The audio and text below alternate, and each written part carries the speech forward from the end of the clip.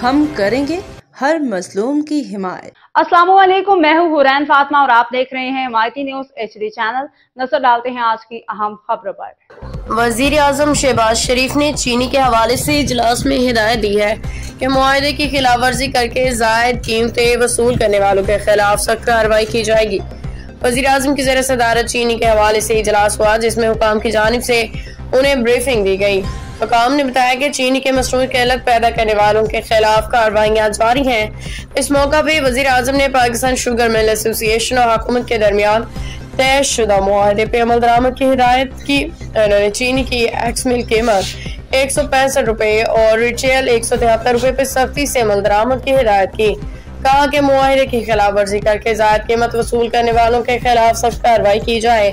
वज़ीर आज़म का कहना था कि किसी को भी अवाम के मुआशी इस्तेसाल की हरगिज इजाजत नहीं दी जाएगी।